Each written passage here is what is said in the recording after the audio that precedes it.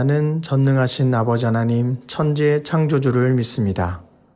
나는 그의 유일하신 아들 우리 주 예수 그리스도를 믿습니다.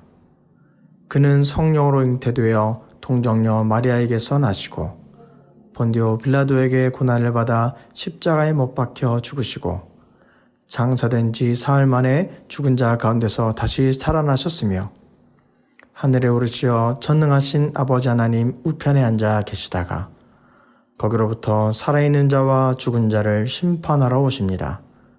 나는 성령을 믿으며 거룩한 공교회와 성도의 교제와 죄를 용서받는 것과 몸의 부활과 영생을 믿습니다. 아멘.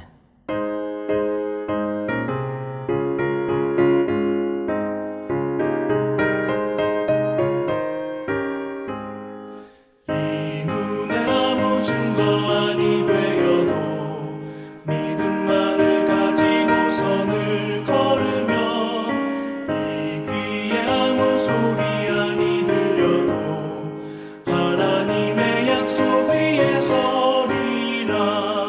걸어가세 믿음 위에 서서 나가세 나가세 의심 버리고 걸어가세 믿음 위에 서서 눈과 귀에 아무 증거 없어도 이 눈이 보기에는 어떠하든지 이미 얻은 증거대로 늘 믿으며 이 맘에 의심 없이 살아갈 때에 우리 소원 주 안에서 이루리. 걸어가세 믿음 위에 서서 나가세 나가세 의심 버리고 걸어가세 믿음 위에 서서 눈과 귀에 아무 증거 없어도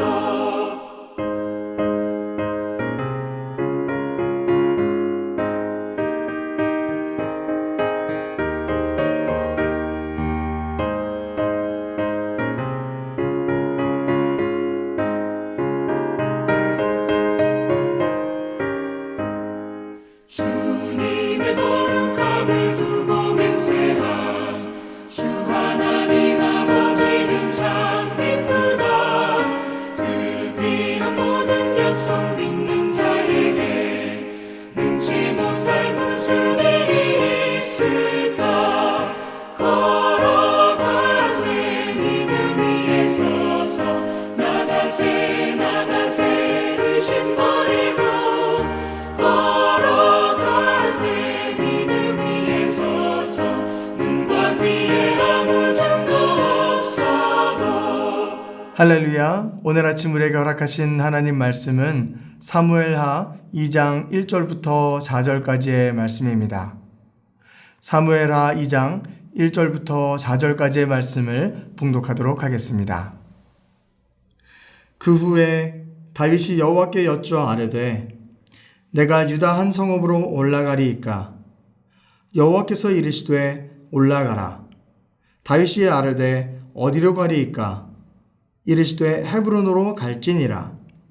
다윗이 그 두 아내 이스라엘 여인 아히노암과 갈멜 사람 나발의 아내였던 아비가일을 데리고 그리로 올라갈 때에 또 자기와 함께한 추동자들과 그들의 가족들을 다윗이 다 데리고 올라가서 헤브론 각 성읍에서 살게 하니 유다 사람들이 와서 거기서 다윗에게 기름을 부어 유다 족속의 왕으로 삼았더라. 아멘. 하나님 말씀입니다.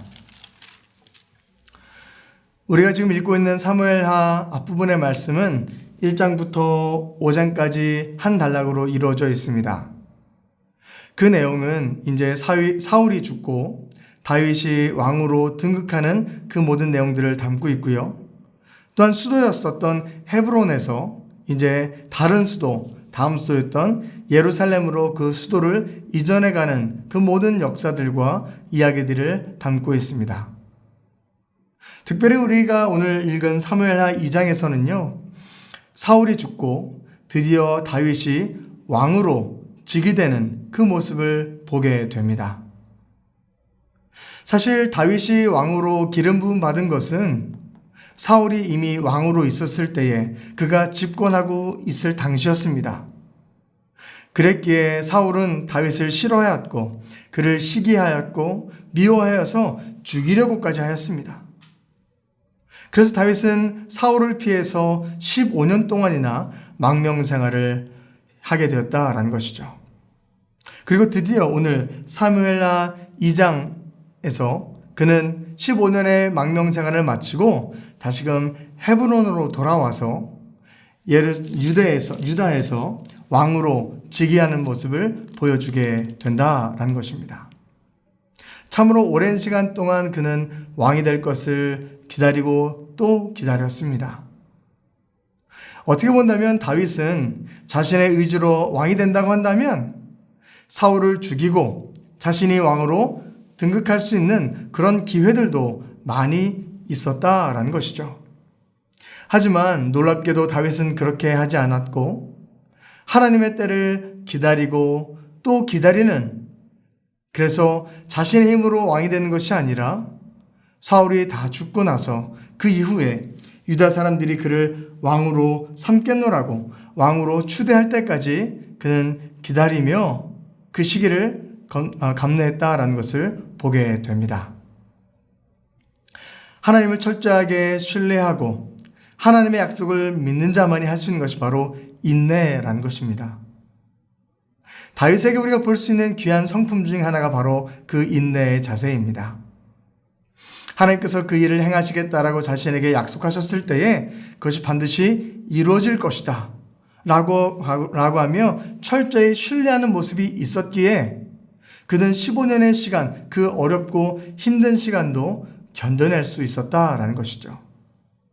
결코 자신의 힘으로 그것을 바꿔놓으려고 자신의 힘으로 이루려 했던 것이 아니라 하나님의 약속은 반드시 이루어진다는 신뢰의 그 마음을 가지고 또 참고 기다려 나아가며 하나님의 역사를 또 하나님의 때를 기다리는 모습들을 보게 된다라는 것입니다.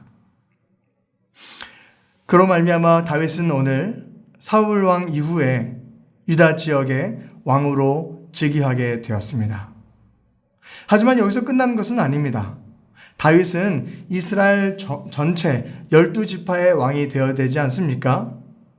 오늘 말씀은 그 12지파 중에 단 한 족속, 자신의 혈족이었었던 유다 족속에서 왕으로 등극하게 되는 것을 보게 된다는 것이죠. 그리고 나머지 10지파, 나머지 지파에게도 승인을 받고 왕으로 등극해야 되는데 사실 쉽지는 않았습니다. 왜냐? 그 나머지 10지파는요, 사울 왕의 아들이었던 이스보셋을 왕으로 삼고 그를 왕으로 즉위시켰기 때문입니다. 하지만 이때도 다윗은 성급하게 자신의 힘으로 그 모든 백성들 가운데에 왕으로 등극하는 것이 아니라 또 이때부터 7년 6개월이라는 시간을 인내로 또 기다리게 됩니다. 천천히 또 기다리고 또 하나님의 때를 기다려 나아가며 하나님께서 나를 왕으로 세우신다고 말씀하셨고 약속하셨으니 반드시 그날이 올 것이다. 그 믿음을 가지고 또 하나님을 신뢰하는 그 마음을 가지고 유다에서 왕으로 등극하였지만 그때부터 또 7년 6개월이라는 시간이 지나고 나서야 비로소 이스라엘 전 백성의 왕으로 즉위하게 된다라는 것을 보게 됩니다. 다윗의 참 인내하는 모습들을 보게 된다면 우리도 참 저렇게 갈 수 있을까? 어떻게 그 어려운 시간들을 감내하며 인내하며 나아갔을까라는 것을 놀라게 된다라는 것이죠. 하지만 성도로서 우리가 가져야 될 자질 중에 정말 중요한 자질이 바로 이 인내의 모습이다라는 것입니다. 오늘 사마 2장 1절 말씀을 보게 된다면 그는 철저하게 하나님께 묻고 또 기다리고 내가 나아갈 길 하나하나를 주님께 물어봤던 모습을 보게 됩니다. 2장 1절 말씀에 이렇게 기록되어 있습니다. 그 후에 다윗이 여호와께 여쭈아르되 내가 유다 한 성읍으로 올라가리이까? 여호와께서 이르시되 올라가라. 다윗이 아뢰되 어디로 가리이까? 이르시되 헤브론으로 갈지니라.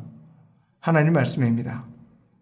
사울이 죽은 이후에, 장례를 다 마친 이후에 이제 자신이 하나님의 부르심 가운데 왕으로 나아가는 그 길에도 여호와께 물어봅니다.